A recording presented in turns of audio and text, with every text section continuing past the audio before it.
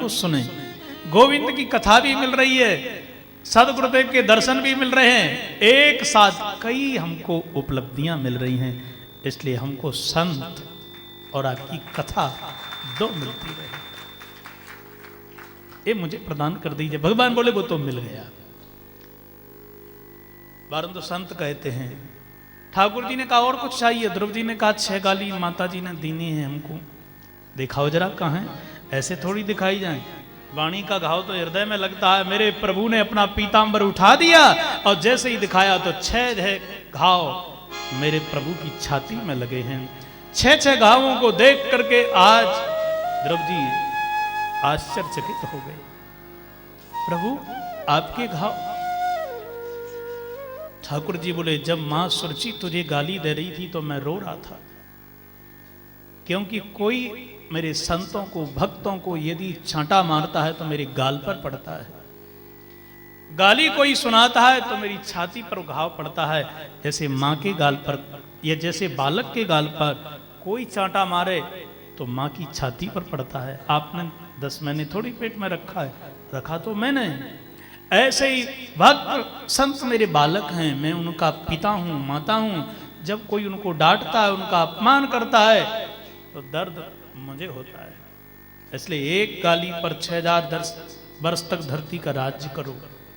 6 गाली मिली है ना, तो 36,000 वर्ष तक धरती का राज्य करते रहना पुत्र। अंत में मेरे लोक के लिए चले आना, तुम्हारा अलग से लोक बन जाएगा जिसका नाम ध्रुव लोक होगा। ध्रुव तारे के रूप में दर्शन करते हैं ना हम सनातनियों के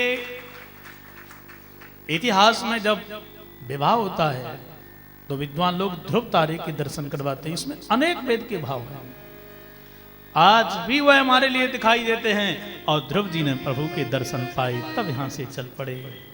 बारे स्मरण कर रहे हैं, हाय हाय मेरे दुर्भाग्य, प्रभु को पाकर के मैंने भक्ति नहीं मांगी, मैंने भुक्ति मांगी। ये गलत किया, मैंने क्या कर लिया। नारद जी ने जैसे ऊपर से देखा, वीणा लेकर के दौड़ पड़े, जा करके सीधे राजा से कहा, तेरा बेटा भगवत दर्शन करके आ रहा है। राजा व्याकुल हो गया, नव दुल्हन की तरह अयोध्या को सजा दिया, सुंदर बना दिया। दरवाजे दरवाजे पर सोने के कलश हैं, बंधनवार लटक रहे हैं, इत्र का छिड़काव गलियों में कर दिया।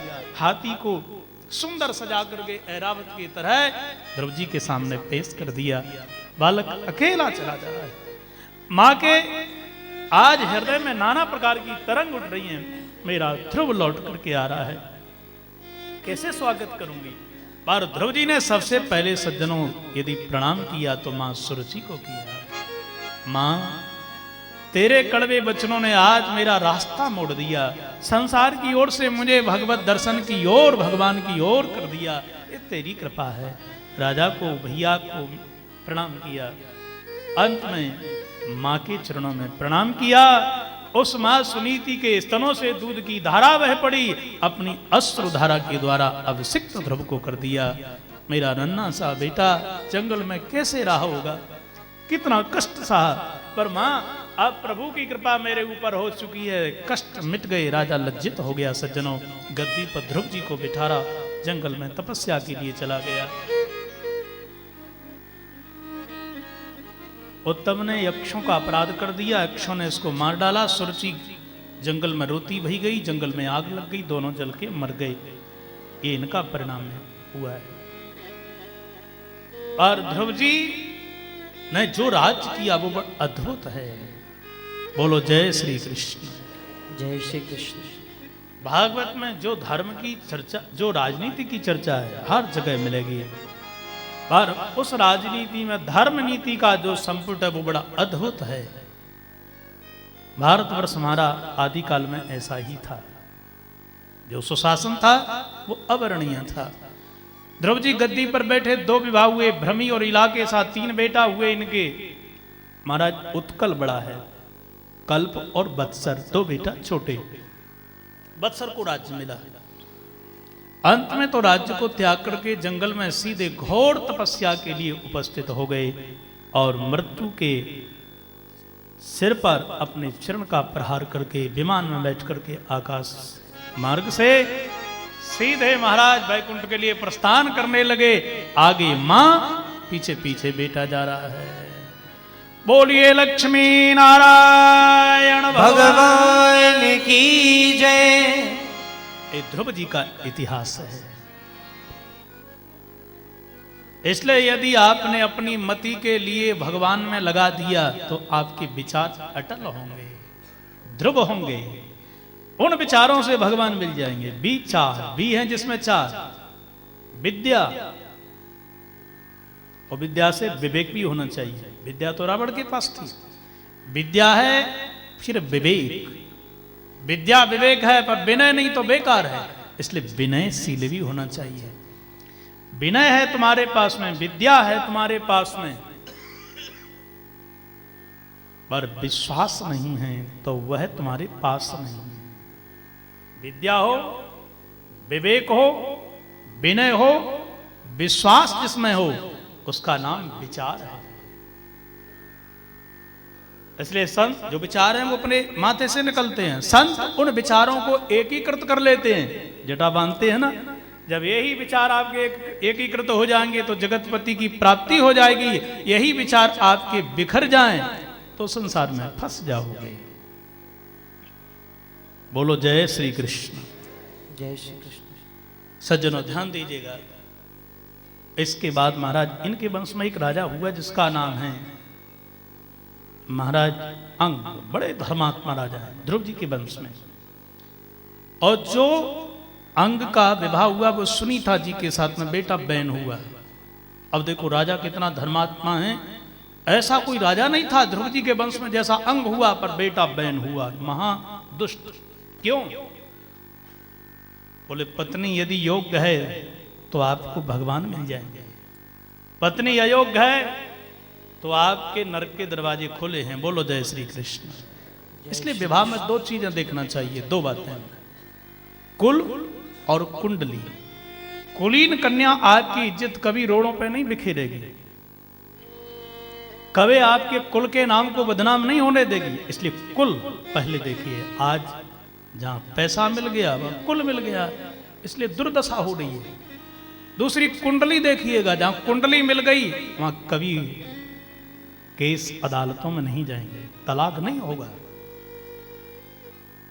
इसलिए न तो हम कुल देखते हैं न कुंडली मिलवाते हैं। जीवन में यदि चिंता है जामवंत जी को तो मेरी बेटी सुयोग्य है पर रूप की बेकार है। आजकल संसार के लोग रूप देखते हैं, मेरी बेटी का विवाह कहां होगा। नारद जी ने कुंडली देख करके कहा, अरे जामवंत चिंता मत कर, मैंने द्वारकाधीश कृष्ण की कुंडली देखी है। उस कुंडली में ऐसा ग्रह बैठा हुआ है सप्तम स्थान में, जो विवाह करके जाएगी वो सुंदरी पत्नी होगी।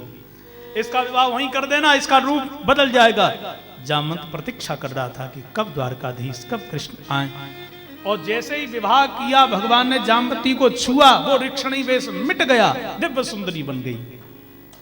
इसलिए कुल और कुंडली, कुंडली मिल गई श्री पार्वती जी की शंकर भगवान से, इसलिए विवाह हो गई। इसलिए हम न तो कुल देखते हैं न कुंडली मिलाते हैं। कुंडली नहीं मिल रही है पर बढ़िया सब कुछ बढ़िया, बच्चा नौकरी पर लगा है। पहले देखे जाते थे गुण, इसलिए वसुदेव जी का विवाह देवकी के साथ में हुआ, जबकि देवकी की 6 बहनें पहले उन्हीं के साथ ब्याही हैं। लेकिन इतना सुंदर बढ़िया सुयोग बालक नहीं मिलेगा, सात्वी का ब्याह यहीं कर देता हूं, क्योंकि सत्य बोलते हैं। आज बालक झूठ बोले, नंबर 1 का रिश्वतखोरी है, परंतु धनाढ्य का बेटा है, इसलिए यहां ब्याह कर देना चाहिए। परिभाषा बदल गई। उस समय गुण ग्राही थे, आज धन के ग्राही हैं। बोलो जय श्री कृष्ण। जय श्री कृष्ण। इसलिए गलत हो गया, विवाह गलत हो गया, बेटा हो गया बैन। बैन का मतलब जानते हो? बिगड़ा हुआ शब्द उसका बीन है। बीन जानते होंगे, सपेरे। गुप्ता जी क्या बोलते हैं उसको, जो सपेरे सांप पकड़ने वाले बजाते हैं? बीन। इसका शुद्ध शब्द है बैन। अच्छा, बीन का देखो रूप, अंदर से तो पोली, बाहर से वो ठोस दिखाई देती है। ऐसे ही हम अंदर से तो पोले हैं पर बाहर से बढ़िया ठोस दिखाई दे रहे हैं। अंदर से इतने कमजोर हैं कि 2 जीना चढ़ते हैं, हापनी भरती है, पर बाहर से मोटे ताजे माना 2-2 मन के। बोलो जय श्री कृष्ण। पुराना समय था, बढ़िया भोजन करते थे, घी खाएंगे शुद्ध, गऊ का दूध पिएंगे, बढ़िया। माताओं में कितनी शक्ति, मेहनत करती थी, जेवर भरा हुआ है। आज बेंटेक्स के हार पहने जाएंगे, जेवर पहने जाएंगे, घर में कुछ नहीं, जो कार है, फैक्ट्री है, बंगला है, सबका सब लोन के द्वारा बना हुआ है। पहले मोटे विचार, मोटा पहनना, पर घर में सब कुछ था। आज जलाने की चीजें ज्यादा है, कुछ नहीं है घर में, सब गिरमी रख करके लेके आए। अंदर तो बिल्कुल खोखला है, पर दिखावटी बेस पड़ोसी पे कार है, वो भी तो 1 करोड़ की 1.25 करोड़ की लेके आया है, मैं छोटी कार में क्यों घूमूंगा। जल रहा है ऋण में दिन रात, लेकिन फिर भी दिखावटी बेस बना रहा है। तो बाहर तो बढ़िया, अंदर से घटिया, यही बहन है। बाहर से मीठी वाणी बढ़िया बोल रहा है, पर अंदर से बिल्कुल काला कलूटा है ये बहन। प्रजा को परेशान करने लगा। राजा धार्मिक था, बेटा ऐसा न कर तू, सब जगह से शिकायत आती है तेरी। पिताजी आप नहीं जानते हो, आप गद्दी पर बैठे हो, पर वोट ये लाठी से देती है प्रजा, और यदि कहीं आप सरल बन गए, सरस बन गए, मधुर बन गए, आपको वोट नहीं देगी। पिताजी ने विचार किया, दुष्ट है ये, ऐसे बेटा से तो बढ़िया है घर त्याग दिया जाए। रात्रि में सब कुछ छोड़ के चले गए। पर बहन ने यहाँ प्रशंसा करी है, ओए महाराज अंग ने जो प्रशंसा करी है, भगवान जिसके ऊपर कृपा करता है उसके लिए दुष्ट बहू और बेटा मिलते हैं। ऐसे ही है ना। और बहू बेटा बढ़िया बढ़िया जब मालपुआ, हलवा, रबड़ी खिलाए तो कौन फिर स्वामी जी के यहाँ आएगा। अब यहां तो जो प्रभु का प्रसाद लग गया वही मधुर है। कौन शिविरों में जाकर के कल्पवास करेगा, बढ़िया घर छोड़ करके कोई जाएगा क्या। जब बहू बेटा की लाठी अपमान की पड़ती है तब फिर भगवान की याद आती है।